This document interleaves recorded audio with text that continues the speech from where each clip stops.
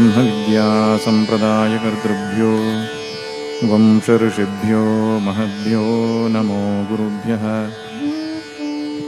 सर्वोपप्लवरहितः प्रज्ञानघनः प्रत्यगर्थो ब्रह्मैवाहमस्मि नारायणं पद्मभवं वसिष्ठं शक्तिं च तत्पुत्रपराशरं च व्यासं शुकं गौडपदं महान्तं गोविन्दयोगीन्द्रमथास्य शिष्यम् श्रीशङ्कराचार्यमथास्य पद्मपादं च हस्तामलकं च शिष्यम् तं त्रोटकं वार्तिककारमन्यानस्मद्गुरून् सन्ततमानतोऽस्मि। श्रुतिस्मृतिपुराणानाम् आलयं करुणालयं नमामि भगवत्पादशङ्करं लोकशङ्करम्। शङ्करं शङ्कराचार्यं केशवं बादरायणं सूत्रभाष्यकृतौ वन्दे भगवन्तौ पुनः पुनः। ईश्वरो गुरुरात्मेति मूर्तिभेदविभागिने व्योमवद्व्याप्तदेहाय दक्षिणामूर्तये नमः। दक्षिणामूर्तये नमः।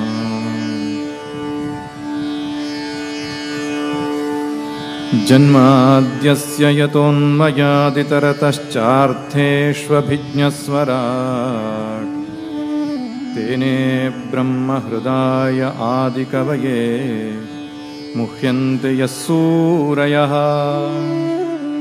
तेजो वारिमृदां यथा विनिमयो यत्र त्रिसर्गो मृषा धाम्ना स्वेन सदा निरस्तकुहकं सत्यं परं धीमहि। निगमकल्पतरोर्गलितं फलं शुकमुखादमृतद्रवसंयुतं पिबत भागवतं रसमालयं मुहुरहो रसिका भुवि भावुकाः। यं प्रव्रजन्तमनुपेतमपेतकृत्यं द्वैपायनो विरहकातर आजुहाव पुत्रेति तन्मयतया तरवोऽभिनेदुः तं सर्वभूतहृदयं मुनिमानतोऽस्मि। नारायणं नमस्कृत्य नरं चैव नरोत्तमं देवीं सरस्वतीं व्यासं ततो जयमुदीरये। सच्चिदानन्दरूपाय विश्वोत्पत्त्यादिहेतवे तापत्रयविनाशाय श्रीकृष्णाय वयं नमः। श्रीकृष्णाय वयं नमः। श्रीकृष्ण गोविन्द हरे मुरारे मुरारे। हे नाथ नारायण वासुदेव हे नाथ नारायण वासुदेव। श्रीकृष्ण गोविन्द हरे मुरारे श्रीकृष्ण गोविन्द हरे मुरारे। हे नाथ नारायण वासुदेव हे नाथ नारायण वासुदेव। श्रीकृष्ण गोविन्द हरे मुरारे श्रीकृष्ण गोविन्द हरे मुरारे। हे नाथ नारायण वासुदेव हे नाथ नारायण वासुदेव। ॐ नमो भगवते वासुदेवाय। ॐ नमो भगवते वासुदेवाय। ॐ नमो भगवते रामचन्द्राय ॐ नमो भगवते रामचन्द्राय ॐ नमो भगवते वासुदेवाय ॐ नमो भगवते वासुदेवाय ॐ नमो भगवते रामचन्द्राय ॐ नमो भगवते रामचन्द्राय ॐ नमो भगवते रामचन्द्राय ॐ नमो भगवते रामचन्द्राय बोलिए कृष्णचंद्र भगवान की जय शुक महाराज की जय श्रीमद्भागवत महापुराण की सब संतन की सद्गुरुनाथ महाराज की वैदिक सनातन संस्कृति की बोलो राधे राधे राधे राधे राधे।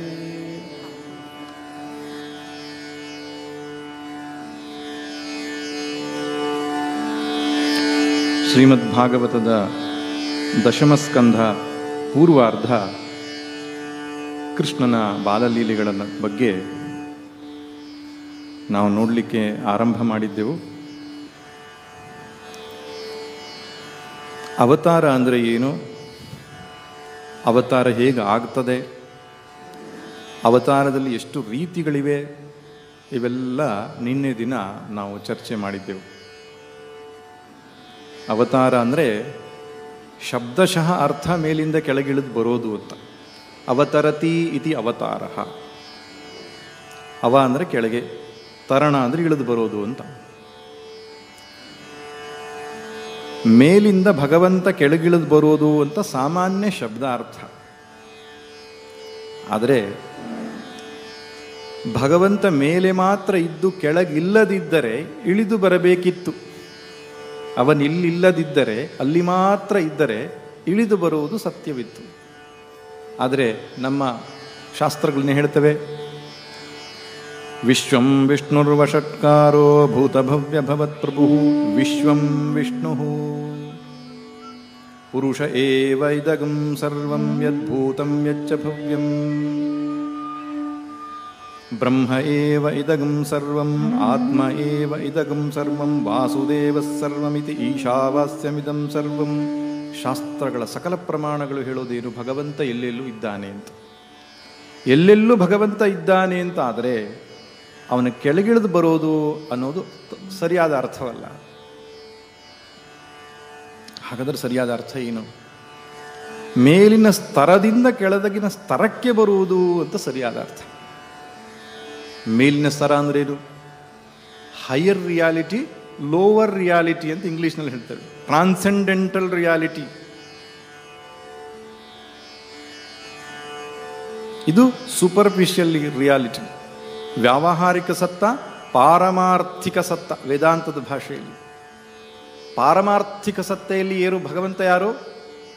ಸತ್ಯಂ ಜ್ಞಾನಮನಂತಂ ಬ್ರಹ್ಮ ಯೋ ವೇದ ನಿಹಿತಂ ಗುಹಾಯಾಂ ಪರಮೇ ವ್ಯೋಮನ್ ಅಶಬ್ದಮಸ್ಪರ್ಶಮರೂಪಮವ್ಯಯಂ. ನಾಮರೂಪರಹಿತವಾದ ಶುದ್ಧ ಚಿನ್ಮಾತ್ರ ಸಚ್ಚಿದಾನಂದ ಸ್ವರೂಪನಾದ ಪರಬ್ರಹ್ಮ ಪರಮಾತ್ಮ ವಸ್ತುವು ಸರ್ವಜ್ಞಾನ ಐಶ್ವರ್ಯ ಬಲವೀರ್ಯಗಳಿಂದ ಸೇರಿದಂತಹ ಭಗವಂತ ತನ್ನ ಮಾಯಾಶಕ್ತಿಯನ್ನು ತನ್ನ ಕೈಯಲ್ಲಿ ಹಿಡಿದುಕೊಂಡು ಶರೀರ ಧಾರಣೆ ಮಾಡಿದ ಹಾಗೆ ಜಾತವಾನಿವ ಲಕ್ಷ್ಯತೆ. ಶಂಕರ ಭಗವತ್ಪಾದರು ಭಗವದ್ಗೀತಾ ಅವತರಣಿಕಾ ಭಾಷೆಯಲ್ಲಿ ಬರೀತಾರೆ ಈ ರೀತಿಯಾಗಿ. ತನ್ನ ನಿರ್ಗುಣ ನಿರಾಕಾರವಾದ ಸತ್ತೆಯಿಂದ ಮನುಷ್ಯನ ಶರೀರವನ್ನು ಧರಿಸಿರುವ ವ್ಯವಹಾರದ ಸತ್ತೆಗೆ ಕಾಣಿಸಿಕೊಳ್ಳುವುದಕ್ಕೆ ಹೆಸರು ಅವತಾರ. ಎಲ್ಲಿಂದಲೋ ಬರೋದಲ್ಲ, ಎಲ್ಲೆಲ್ಲೂ ತುಂಬಿರತಕ್ಕಂತಹ ಭಗವಂತ ಒಂದು ಶರೀರದಲ್ಲಿ ತೋರಿಕೊಳ್ಳುವಂತಹ ಪ್ರಕ್ರಿಯೆ ಅಷ್ಟೇ.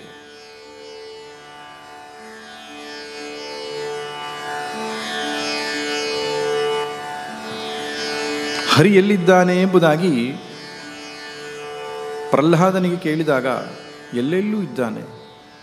ಈ ಕಂಭದಲ್ಲಿದ್ದಾನೋ? ಹೌದು, ಕಂಭದಲ್ಲೂ ಇದ್ದಾನೆ. ಅಲ್ಲೇ ಪ್ರಕಟ ಆದ ಭಗವಂತ. ಇದೆಲ್ಲ ಕಥೆಗಳು ಕಥಾದೃಷ್ಟಿಯಿಂದಷ್ಟೇ ನೋಡೋದಲ್ಲ, ಅಧ್ಯಾತ್ಮ ದೃಷ್ಟಿ ಇಟ್ಟು ನೋಡಿದಾಗ ಗೊತ್ತಾಗತ್ತೆ ಭಗವಂತ ಸರ್ವವ್ಯಾಪಕ ಎಂಬುವಂಥದ್ದು ಆ ಕಥೆ ಸಂದೇಶ. ಆದ್ದರಿಂದ ಭಗವಂತ ಅವತಾರ ಮಾಡುವುದು ಅಂದ್ರೇನು? ಸರ್ವವ್ಯಾಪಕವಾದ ಶುದ್ಧ ಚೈತನ್ಯ ವಸ್ತುವು ಒಂದು ಶರೀರ ಧರಿಸಿದ ಹಾಗೆ ಕಾಣುವಂಥದ್ದಷ್ಟೇ ಹೊರತು ಏನೇನು ಹೊಸದಾಗಿ ಘಟಿಸುವುದಿಲ್ಲ. ಅಜಾಯಮಾನೋ ಬಹುಧಾ ವಿಜಾಯತೆ. ಶ್ರುತಿ ಹೇಳುತ್ತೆ, ಹುಟ್ಟಿಲ್ಲದಿದ್ದರೂ ಬಹುಧಾ ವಿಜಾಯತೆ, ಅನೇಕ ರೂಪವಾಗಿ ತೋರ್ತಾನೆ ಭಗವಂತ ಎಂಬುದಾಗಿ. ಪರಂಭಾವ ಮಜಾನಂತಹ ಮಮಭೂತ ಮಹೇಶ್ವರಂ. ಗೀತೆಯಲ್ಲಿ ಹೇಳ್ತಾನೆ, ನನ್ನ ನಿಜವಾಗಿ ಅರ್ಥ ಮಾಡಿಕೊಂಡವ್ರ ಸಂಖ್ಯೆ ಕಡಿಮೆಯಪ್ಪ ಅಂತ. ಅರ್ಜುನ, ನಾನು ದೇವಕಿ ವಸುದೇವರ ಗರ್ಭದಲ್ಲಿ ಹುಟ್ಟಿದ್ದೇನೆ, ನಂದಗೋಕುಲದಲ್ಲಿ ಬೆಳೆದಿದ್ದೇನೆ ಅಂತ ಜನ ತಿಳ್ಕೊಂಡಿದ್ದಾರೆ. ನಿಜವಾಗಿ ನಾನು ಯಾರು ಎಂಬುದಾಗಿ ಅರ್ಥ ಮಾಡಿಕೊಂಡವ್ರ ಸಂಖ್ಯೆ ಕಡಿಮೆ ಅಂತ.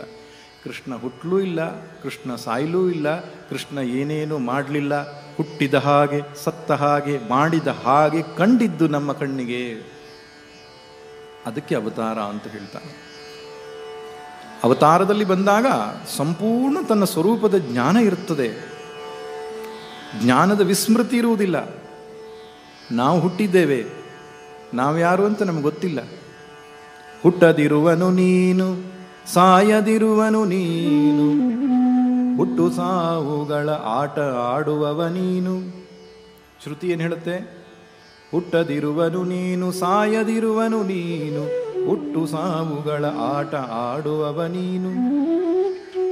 ಒಳಿತು ಕೆಡುಕುಗಳೆರಡು ಅಂಟದಿರುಪನು ನೀನು, ಒಟ್ಟು ವಿಶ್ವವೇ ನೀನು ಮಂಕುತಿಮ್ಮ. ನ ಜಾಯತೆ ಮ್ರಿಯತೆ ವಾ ಕದಾಚಿನ್ನಾಯಂ ಕುತಶ್ಚಿನ್ನ ಬಭೂವ ಕಶ್ಚಿತ್, ಅಜೋ ನಿತ್ಯೋ ಶಾಶ್ವತೋಯಂ ಪುರಾಣೋ ನ ಹನ್ಯತೆ ಹನ್ಯಮಾನೇ ಶರೀರೇ. ಶ್ರುತಿ ಸ್ಮೃತಿಗಳು ಹೇಳ್ತಕ್ಕಂಥ ಮಾತು, ನಾವು ಹುಟ್ಟಲಿಲ್ಲ, ಸಾಯಲಿಲ್ಲ, ಎಂದೆಂದೂ ಇರತಕ್ಕಂತಹ ಶುದ್ಧ ಚೈತನ್ಯ ಸ್ವರೂಪ ಎಂಬುದಾಗಿ ನಮಗೆ ಹೇಳುತ್ತೆ. ಅದನ್ನು ನಾವೇನಂತ ತಿಳ್ಕೊಂಡಿದ್ದೇವೆ? ಹುಟ್ಟುವವನು, ಸಾಯುವವನು, ದುಃಖ ಪಡುವವನು, ತಾಪತ್ರಯಗಳು ಹೊಂದಿದವನು, ಸಂಸಾರಿ ಎಂಬುದಾಗಿ ಭಾವಿಸಿಕೊಂಡಿದ್ದೇವೆ. ಆದರೆ ಭಗವಂತನ ಅವತಾರವಾದಾಗ ಅವನಿಗೆ ಈ ರೀತಿ ಇರುವುದಿಲ್ಲ. ಯಶೋಧ ಮತ್ತು ನಂದ ಅವರ ಮನೆಯಲ್ಲಿ ನಾನು ಲೀಲೆಯನ್ನು ಮಾಡ್ತಾ ಇದ್ದೇನೆ ಅಂತ ಸಂಪೂರ್ಣ ಜ್ಞಾನ, ತನ್ನ ಸ್ವರೂಪದ ವಿಸ್ಮೃತಿ ಎಂದೆಂದೂ ಆಗುವುದಿಲ್ಲ. ಅದಕ್ಕೆ ಭಗವಂತ ಮಾಡಿದ್ರೆ ಲೀಲೆ, ಮನುಷ್ಯ ಮಾಡಿದರೆ ಕರ್ಮ ಎಂಬುದಾಗಿ ಹೇಳ್ತಾರೆ. ಕರ್ಮಕ್ಕೂ ಲೀಲೆಗೂ ವ್ಯತ್ಯಾಸ ಇಷ್ಟೇ. ಅಸಂಗನಾಗಿ ಮಾಡಿದರೆ ಲೀಲೆ, ಸಂಗದ ತಾದಾತ್ಮ್ಯ ಇಟ್ಟುಕೊಂಡು ಮಾಡಿದರೆ ಕರ್ಮ. ಅಹಂಕಾರದಿಂದ ಮಾಡಿದರೆ ಕರ್ಮ, ನಿರಹಂಕೃತಿಯಿಂದ ಮಾಡಿದರೆ ಲೀಲೆ. ಮಕ್ಕಳು ಮಾಡಿದ್ದನ್ನು ಚೇಷ್ಟೆ, ಲೀಲೆ ಅಂತ ಕರಿತೇವೆ, ಯಾಕಂದ್ರೆ ಅಹಂಕಾರ ಇರಲ್ಲ ಅಲ್ಲಿ. ಅಪ್ಪನ ಎದೆಗೆ ಮಗ ಒದ್ದರೆ ಅದಕ್ಕೆ ಪ್ರಾಯಶ್ಚಿತ್ತ ಮಾಡಿಸುವುದಿಲ್ಲ. ಯಾಕೆ? ಅಲ್ಲಿ ಅಹಂಕಾರ ಇಲ್ಲ, ನಾನು ನನ್ನದು ಅನ್ನುವಂಥದ್ದಿಲ್ಲ. ಅದು ಕರ್ಮವೇ ಅಲ್ಲ. ಅವನಿಗೆ 7 ವರ್ಷ ಆಯಿತು, ಗರ್ಭಾಷ್ಟಮ ಆಯಿತು, ಆವಾಗ ಉಪನಯನ ಮಾಡು, ಗಾಯತ್ರಿ ಜಪ ಮಾಡ್ಲಿಕ್ಕೆ ಹೇಳು ಅಂತ ಹೇಳ್ತಾರೆ. ಯಾಕೆ? ನಾನು ನಾನೇ ನಾನೆನುತ್ತೆ ಕಿರಿಕೊಡದ ನೀರು ಗಾನಗೈಯುವುದು ಹೆಮ್ಮೆಯಿಂ ಕಡಲ ಮರೆತು. ನಾನು ನಾನು ನಾನು ಬರ್ಲಿಕ್ಕೆ ಶುರುವಾಗ್ತದೆ. ಯಾವಾಗ ನಾನು ಅಂತ ಬಂತೋ, ನಾನುವಿನಿಂದ ಮಾಡಿದ ಕರ್ಮ ಬಂಧನಕ್ಕೆ ಕಾರಣವಾಗ್ತದೆ. ನಾನು ಇಲ್ಲದ ಕರ್ಮ ಮೋಕ್ಷಕ್ಕೆ ಕಾರಣವಾಗ್ತದೆ. ಭಗವಂತ ಮಾಡಿರತಕ್ಕಂಥದ್ದು ಕರ್ಮವಲ್ಲ, ಲೀಲೆ. ಚಾತುರ್ವರ್ಣ್ಯಂ ಮಯಾ ಸೃಷ್ಟಂ ಗುಣಕರ್ಮ ವಿಭಾಗಶಃ ತಸ್ಯ ಕರ್ತಾರಮಪಿ ಮಾಂ ವಿದ್ಧಿ ಅಕರ್ತಾರಮವ್ಯಯಂ. 4 ವರ್ಣಗಳನ್ನು ನಾನೇ ಸೃಷ್ಟಿ ಮಾಡಿದ್ದೇನೆ ಅಂತ ಗೀತೆಯಲ್ಲಿ ಹೇಳಿದ್ದಾನಲ್ಲ, ಆ ವಾಕ್ಯ ಹಿಡ್ಕೊಂಡು ದೊಡ್ಡ ದೊಡ್ಡ ಚರ್ಚೆ ಮಾಡ್ತಾರೆ ಟಿವಿಗಳಲ್ಲಿ. ಚಾತುರ್ವರ್ಣ್ಯ ಸೃಷ್ಟಿ ಮಾಡಿದಂತೆ ಭಗವಂತ ಆ ಮಾತನ್ನು ಹೇಳಿದ್ದಾನೆ, ಈ ಮಾತನ್ನು ಹೇಳಿದ್ದಾನೆ ಅಂತ. ಅದ್ರ ಮುಂದಿನ ವಾಕ್ಯದಲ್ಲಿ ಭಗವಂತ ಏನು ಹೇಳ್ತಾನೆ? ತಸ್ಯ ಕರ್ತಾರಮಪಿ ಮಾಂ ವಿದ್ಧಿ ಅಕರ್ತಾರಮವ್ಯಯಂ. ಅದನ್ನು ಮಾಡಿದವನು ನಾನೇ, ಮಾಡಲಿಲ್ಲ ಎಂಬುದು ಸರಿಯಾದ ಮಾತು ಅಂತ. ಮಾಡಿದರೂ ಮಾಡಲಿಲ್ಲ, ಇದು ಅರ್ಥ ಮಾಡಿಕೊಳ್ಬೇಕು. ಆದ್ದರಿಂದ ನಿತ್ಯ ಮುಕ್ತ, ನಿತ್ಯ ಶುದ್ಧ, ನಿತ್ಯ ಬುದ್ಧನಾಗಿರತಕ್ಕಂಥ ಸ್ವರೂಪ ಭಗವಂತಂದು. ಅದನ್ನು ತೋರಿಸುವುದಕ್ಕಾಗಿ ಅವನೇನು ಮಾಡ್ತಾನೆ ಅಂದರೆ, ಚತುರ್ಭುಜಧಾರಿಯಾದಂತಹ ಮಹಾವಿಷ್ಣುವಿನ ರೂಪದಲ್ಲಿಯೇ ಅವತರಿಸಿದ್ದಾನೆ. ವಸುದೇವನು ನೋಡ್ತಾ ಇದ್ದಾನೆ, ಆಶ್ಚರ್ಯಚಕಿತವಾಗಿಬಿಟ್ಟಿದ್ದಾನೆ.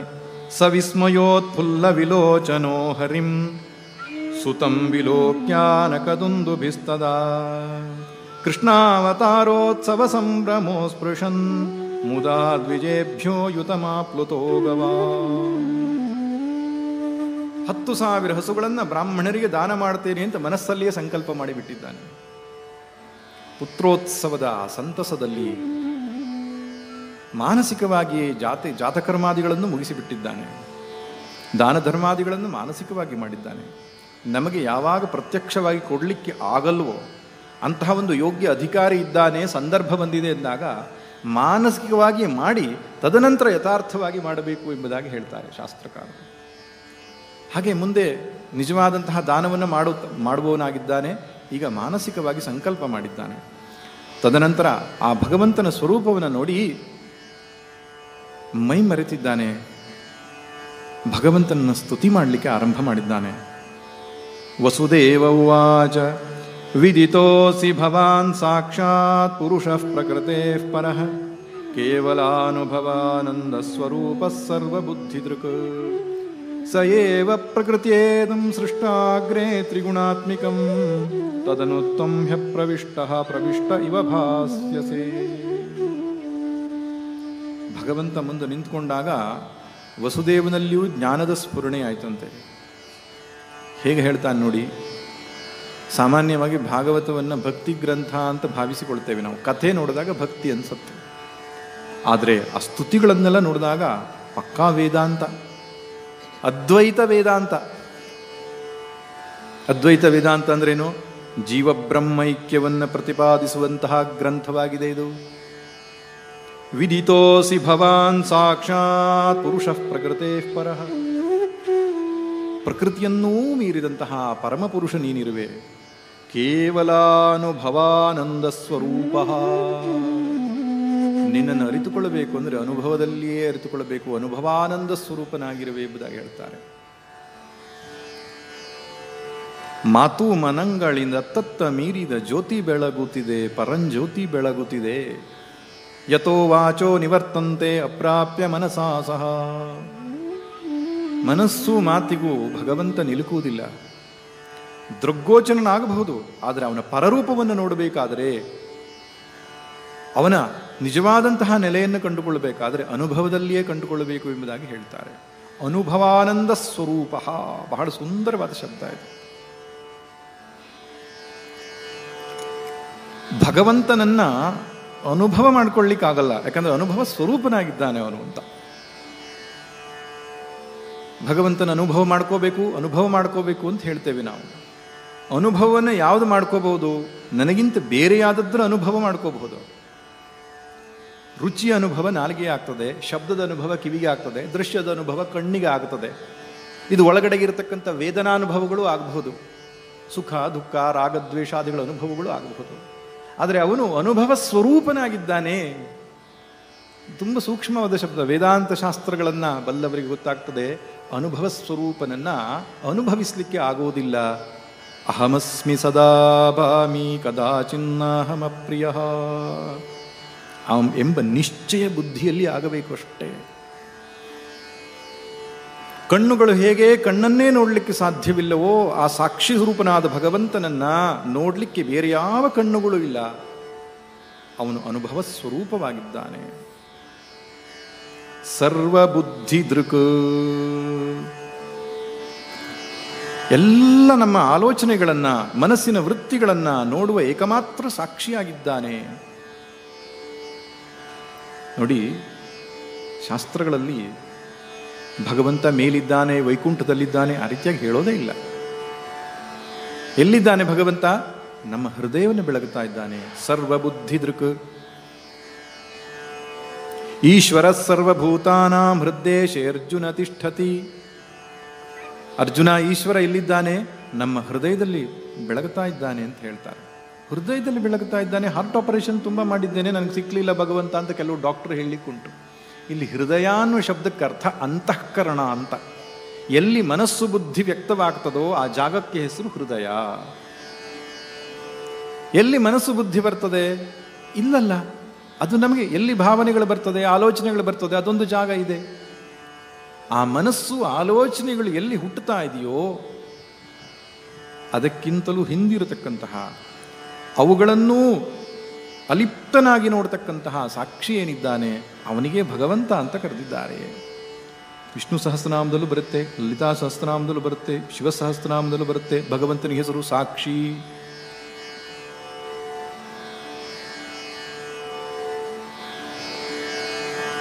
ಸಾಕ್ಷಿ ಚೇತ ಕೇವಲೋ ನಿರ್ಗುಣಶ್ಚ. ಅದ್ವೈತ ವೇದ ಅಂತ ಹೇಳ್ತಿರೋದಿದೆ. ಭಗವಂತ ಯಾರಪ್ಪ? ನಿನ್ನ ಹೃದಯವನ್ನು ಬೆಳಗುತ್ತಾ ಇರತಕ್ಕಂಥ ಸಾಕ್ಷಿಯೇ ಭಗವಂತ. ತತ್ವಮಸಿ ಶ್ವೇತಕೇತೋ. ಎಂಥ ವಾಕ್ಯಗಳನ್ನು ಹೇಳಿದ್ದಾನೆ ವಸುದೇವ. ಹಾಗೆ ಅದ್ಭುತವಾದಂತಹ ಮಾತು. ಸಯೇವತ್ ಸ್ವಪ್ರಕೃತ್ಯ ಇದಂ ಸೃಷ್ಟ್ವಾ ಅಗ್ರೇ ತ್ರಿಗುಣಾತ್ಮಿಕಾಂ ತತ್ವಂ ಹ್ಯಪ್ರವಿಷ್ಟ ಪ್ರವಿಷ್ಟ ಇವ ಭಾವ್ಯಸೇ. ಈ ಸೃಷ್ಟಿಯೆಲ್ಲವನ್ನ ಮಾಡಿಕೊಂಡು ಭಗವಂತ ಅದರೊಳಗೆ ಹೊಕ್ಕನಂತೆ, ಹೊಕ್ಕಿದ ಹಾಗೆ ಮಾಡಿದನಂತೆ ಎಂಬುದಾಗಿ ಹೇಳ್ತಾನೆ.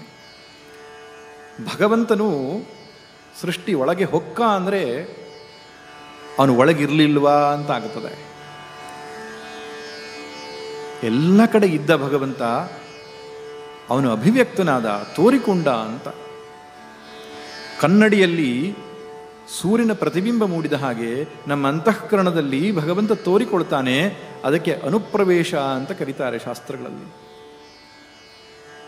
ಆದ್ದರಿಂದ ಸರ್ವವ್ಯಾಪಕನಾದ ಭಗವಂತ ಅಂತಃಕರಣದಲ್ಲಿ ಅಭಿವ್ಯಕ್ತವಾಗತಕ್ಕಂತಹ ಪ್ರಕ್ರಿಯೆಯನ್ನು ಅವನು ಹೇಳ್ತಾ ಇದ್ದಾನೆ. ಈ ರೀತಿಯಾಗಿ ವಸುದೇವನು ಭಗವಂತನ ಸ್ತುತಿಸಿದ ಮೇಲೆ ದೇವಕಿಯೂ ಕೂಡ ಭಗವಂತನ ಸ್ತುತಿಸಬೇಕು ಅನ್ನಿಸ್ತು. ಅವಳಿಗೆ ಸ್ವಲ್ಪ ಭಯವಾಯಿತಂತೆ. ಆ ಭಗವಂತನ ಎಲ್ಲ ಲಕ್ಷಣಗಳನ್ನು ನೋಡಿ ಮೊದಲಿಗೆ ಕಂಸನ ಭಯವಾಯಿತಂತೆ ಅವಳಿಗೆ. ನೋಡಿ, ಮನುಷ್ಯರ ಸಹಜವಾದ ಗುಣ ಭಗವಂತ ಎದುರಿಗಿದ್ರೂ ಹೇಗೆ ವ್ಯಕ್ತವಾಗ್ತದೆ ಅಂತ. ಭಗವಂತನ ಅನುಗ್ರಹದಿಂದ ಅದು ವಿಸ್ಮೃತಿ ಉಂಟಾಯಿತು. ಮತ್ತೆ ಅವಳಲ್ಲಿ ಜ್ಞಾನ ಜಾಗೃತಿ ಆಯಿತು. ಅವಳು ಕೂಡ ಪ್ರಾರ್ಥನೆ ಮಾಡ್ತಾಳೆ, ವಸುದೇವಕಿ ಕೂಡ. ರೂಪಂ ಯತ್ತತ್ ಪ್ರಾಹುರವ್ಯಕ್ತಮಾದ್ಯಂ ಬ್ರಹ್ಮಜ್ಯೋತಿರ್ನಿರ್ಗುಣಂ ನಿರ್ವಿಕಾರಂ ಸತ್ತಾ ಮಾತ್ರಂ ನಿರ್ವಿಶೇಷಂ ನಿರೀಹಂ ಸತ್ವಂ ಸಾಕ್ಷಾತ್ ವಿಷ್ಣುರಧ್ಯಾತ್ಮದೀಪ. DVG ಅವರೊಂದು ಕಗ್ಗದಲ್ಲಿ ಇದೇ ಶ್ಲೋಕದ ಅರ್ಥ ಬರುವಾಗ ಹೇಳಿದ್ದಾರೆ. ಶ್ರೀ ವಿಷ್ಣು ವಿಶ್ವಾದಿ ಮೂಲ ಮಾಯಾಲೋಲ ದೇವ ಸರ್ವೇಶ ಪರಬಮ್ಮನೆಂದು ಜನಂ ಆವುದನು ಕಾಣದೊಡಮಳತಿಯಂ ನಂಬಿಹುದೋ ಆ ವಿಚಿತ್ರಕ್ಕೆ ನಮಿಸು ಮಂಕುತಿಮ್ಮ. ಹೇ ಭಗವಂತ, ನಿನಗೆ ಅವ್ಯಕ್ತ ಅಂತಾರೆ, ಬ್ರಹ್ಮ ಅಂತಾರೆ, ಜ್ಯೋತಿ ಅಂತಾರೆ, ನಿರ್ಗುಣ ಅಂತಾರೆ, ನಿರ್ವಿಕಾರಿ ಅಂತಾರೆ, ಸತ್ತಾ ಮಾತ್ರ ಸ್ವರೂಪ ಅಂತ ಹೇಳ್ತಾರೆ, ಶೇಷ ಎಂಬುದಾಗಿ ಕೂಡ ಕರೀತಾರೆ. ಅಂತಹ ಸಾಕ್ಷಾತ್ ವಿಷ್ಣು ಅಧ್ಯಾತ್ಮ ದೀಪ ನೀನು ಅವತರಿಸಿದ್ಯಾ ಎಂಬುದಾಗಿ ತುಂಬ ಸುಂದರವಾದ ಶ್ಲೋಕಗಳಿಂದ ದೇವಕಿಯು ಸ್ತುತಿಸ್ತಾಳೆ. ಕೊನೆಗೆ ಹೇಳ್ತಾಳಂತೆ, ಭಗವಂತನ ಮತ್ತೆ ಮಾಯೆಯ ಮುಸುಕನ್ನು ಮುಸುಕಿದ ಮೇಲೆ ದೇವಕಿ ಹೇಳ್ತಾಳೆ, ಈ ಕಂಸನ ಉಪಟಳ ತುಂಬ ಜಾಸ್ತಿ ಆಗಿಬಿಟ್ಟಿದೆ, ನಿನಗೆ ತೊಂದರೆ ಕೊಟ್ಟರು ಕೊಟ್ಟಾನವನು, ದಯವಿಟ್ಟು ನಿನ್ನ ಚತುರ್ಭುಜವನ್ನು ಉಪಸಂಹಾರ ಮಾಡ್ಕೋ, ಸಾಮಾನ್ಯ ಶಿಶುವಿನ ಹಾಗೆ ತೋರು ಎಂಬುದಾಗಿ ತಾಯಿಯ ಸಹಜವಾದಂತಹ ಪ್ರೇಮವನ್ನು ಅಭಿವ್ಯಕ್ತಿ ಮಾಡ್ತಾ ಇದ್ದಾಳೆ. ಆಗ ಮಹಾವಿಷ್ಣು ಹೇಳ್ತಾನಂತೆ, ವಸುದೇವ ದೇವಕಿಯರೇ, ನಾನು ಯಾಕೆ ಚತುರ್ಭುಜಧಾರಿಯಾಗಿ ನಿಮ್ಮ ಮುಂದೆ ತೋರ್ಕೊಂಡೆ ಅಂದರೆ ಅದು ನೀವೇ ಮಾಡಿಕೊಂಡಂತಹ ಪ್ರಾರ್ಥನೆಯಾಗಿತ್ತು. ಹಿಂದೆ ಸ್ವಯಂಭೂಮನುವಿನ ಸಮಯದಲ್ಲಿ, ಮನ್ವಂತರದ ಸಮಯದಲ್ಲಿ ಪ್ರಶ್ನಿ ಮತ್ತು ಸುತಪ ಎಂಬುದಾಗಿ ನೀವಿಬ್ಬರು ತಪಸ್ಸನ್ನು ಮಾಡಿದ್ರಿ. ಮಕ್ಕಳನ್ನು ಪಡೆಯುವುದಕ್ಕೋಸ್ಕರ ಕಠಿಣವಾದಂತಹ ತಪಸ್ಸನ್ನು, ಚಳಿ ಮಳೆ ಗಾಳಿ ಬಿಸಿಲು ಯಾವುದನ್ನೂ ಲೆಕ್ಕಿಸದೆ ಒಣಗಿದ ತರಗಲೆಗಳನ್ನೇ ತಿಂದುಕೊಂಡು ನೀವು ತಪಸ್ಸನ್ನು ಮಾಡ್ತಾ ಇದ್ರಿ. ಕೊನೆಗೆ ನಾನು ಪ್ರತ್ಯಕ್ಷವಾದಾಗ ನೀವು ಕೇಳಿಕೊಂಡ್ರಿ, ನಿನ್ನಂತಹದೇ ಮಗು ನಮಗೆ ಆಗಬೇಕು ಅಂತ. ಅದಕ್ಕೆ ನಿಮಗೆ ಅನುಗ್ರಹ ಮಾಡಿ ಪ್ರಶ್ನಿಗರ್ಭ ಎಂಬುದಾಗಿ ನಾನು ಅವತಾರ ಮಾಡಿದೆ. ಮುಂದಿನ ಜನ್ಮದಲ್ಲಿ ಅದಿತಿ ಕಶ್ಯಪರಾಗಿ ನೀವು ಪ್ರಾರ್ಥನೆಯನ್ನು ಮಾಡಿದಿರಿ, ತಪಸ್ಸನ್ನು ಮಾಡಿದಿರಿ. ನಿಮ್ಮ ಗರ್ಭದಲ್ಲಿ ನಾನು ಜನ್ಮ ತಾಳಿ ವಾಮನ ಅವತಾರವನ್ನು ಮಾಡಿದೆ. ಆಗ ನನಗೆ ಉಪೇಂದ್ರ ಅಂತಕ್ಕಂಥ ಹೆಸರು ಕೂಡ ಇತ್ತು. ಯಾಕೆಂದರೆ ಇಂದ್ರನಿಗೆ ತಮ್ಮನಾಗಿ ನಾನು ಜನಿಸಿದ್ದರಿಂದ. ಈಗ ಇದು 3ನೆಯ ಜನ್ಮ. ಭಗವಂತನನ್ನ ಪಡೆಯಬೇಕು, ನಿನ್ನಂತಹ ವ್ಯಕ್ತಿಯನ್ನ ನನಗೆ ಕೊಡು ಎಂಬುದಾಗಿ ಅವರು ಕೇಳಿದ್ರಲ್ವ. ಒಂದು ವಸ್ತುವನ್ನು ನಮಗೆ ಕೊಡ್ಲಿಕ್ಕೆ ಆಗಲಿಲ್ಲ ಅಂದ ಪಕ್ಷದಲ್ಲಿ ಅಂತಹ 3 ಪಟ್ಟು ವಸ್ತುವನ್ನು ಕೊಡಬೇಕಂತೆ. ಭಗವಂತನಂತಹ ಈ ಒಂದು ವಸ್ತು ಬೇಕು ಅಂತ ಕೇಳಿಕೊಂಡಿದ್ರು. ಭಗವಂತನಂತಹ ಇನ್ನೊಂದು ವಸ್ತುವೇ ಸೃಷ್ಟಿಯಲ್ಲಿ ಇಲ್ಲ. ಆದ್ದರಿಂದ ಭಗವಂತ ತನ್ನನ್ನೇ 3 ಬಾರಿ ಕೊಟ್ಟುಕೊಂಡಿದ್ದಾನೆ. ಆದ್ದರಿಂದ ಆ ಸತ್ಯವನ್ನು ನಿಮಗೆ ತಿಳಿಸುವುದಕ್ಕಾಗಿ 3 ಜನ್ಮಗಳಲ್ಲಿ ಭಗವಂತನನ್ನು ಪಡೆದಂಥವರು ನೀವು, ಭಗವಂತನೇ ಬಂದಿದ್ದೇನೆ ಎಂಬುದನ್ನು ತಿಳಿಸುವುದಕ್ಕಾಗಿ ನಾನು ಚತುರ್ಭುಜಧಾರಿಯಾದೆ. ಹೇ ವಸುದೇವ, ಈ ಕೂಡಲೇ ನೀನು ನನ್ನನ್ನು ಎತ್ತುಕೊಂಡು ಹೋಗಿ ನಂದಗೋಕುಲದಲ್ಲಿರತಕ್ಕಂತಹ ಯಶೋದೆಯ ಪಕ್ಕದಲ್ಲಿ ಒಂದು ಹೆಣ್ಣು ಮಗು ಜನಿಸಿದೆ, ನನ್ನ ಯೋಗಮಾಯೆಯಲ್ಲಿ ಜನಿಸಿದ್ದಾಳೆ, ಅವಳ ಪಕ್ಕದಲ್ಲಿ ನನ್ನನ್ನು ಇಟ್ಟು ಆ ಮಗುವನ್ನು ತಂದು ದೇವಕಿಯ ಪಕ್ಕದಲ್ಲಿ ಮಲಗಿಸು ಎಂಬುದಾಗಿ ಭಗವಂತ ಆಜ್ಞೆಯನ್ನು ಮಾಡಿ ಸಾಮಾನ್ಯ ಶಿಶುವಾಗಿ ಬಿಡುತ್ತಾನೆ. ಈಗ ವಸುದೇವನಿಗೆ ಪ್ರಶ್ನೆ ಬರಬೇಕಿತ್ತು ಮನಸ್ಸಲ್ಲಿ. ಏನು? ಕೈಗೆ ಕೋಳ ಹಾಕಿದ್ದಾರೆ, ಕಾಲಿಗೆ ಸರಪಣಿ ಬಿಗಿದಿದ್ದಾರೆ, ಅತ್ಯಂತ ಕಠಿಣವಾದಂತಹ ಬಂದೀಖಾನೆಯಲ್ಲಿ ಬಂಧಿಸಿದ್ದಾರೆ, ಹೊರಗಡೆಗೆ ಪಹರೆ ಕಾಯತಕ್ಕಂತಹ ಸೈನಿಕರನ್ನು ಇಟ್ಟಿದ್ದಾನೆ, ಕಣ್ಗಾವಲನ್ನು ಬಹಳ ಸೂಕ್ಷ್ಮವಾಗಿಟ್ಟಿದ್ದಾನೆ ಕಂಸ. ಯಮುನೆಯನ್ನು ದಾಟಿಕೊಂಡು ಹೋಗಬೇಕು, ಬಹಳ ದೂರ ನಡೆಯಬೇಕು, ಕತ್ತಲು ಬೇರೆ. ಇಂತಹ ಸಂದರ್ಭದಲ್ಲಿ ಏನು ಮಾಡುವುದು ಅಂತ ಯೋಚನೆ ಮಾಡಲಿಲ್ಲ ವಸುದೇವ ಭಗವಂತನ ಆದೇಶವನ್ನು ಕೊಡ್ತಾ ಇದ್ದ ಹಾಗೆ ಅವನ ಕೈಕೋಳಗಳು ಬಿಚ್ಚಿಕೊಂಡವು, ಸರಪಳಿಗಳು ಬಿಚ್ಚಿದವು. ಪಕ್ಕದಲ್ಲಿಯೇ ಒಂದು ಬೆತ್ತದ ಬುಟ್ಟಿ ಇತ್ತು, ಅದರಲ್ಲಿ ಮಗುವನ್ನು ಹಾಕಿಕೊಂಡ, ತಲೆ ಮೇಲೆ ಹೊತ್ತುಕೊಂಡದ್ದಷ್ಟೇ ಅವನಿಗೆ ಗೊತ್ತು. ಮುಂದೆ ಏನು ನಡೀತು ಅಂತ ವಸುದೇವನಿಗೂ ಗೊತ್ತಿಲ್ಲ. ಭಗವಂತನನ್ನು ಯಾರು ತಲೆ ಮೇಲೆ ಹೊತ್ತುಕೊಳ್ತಾರೋ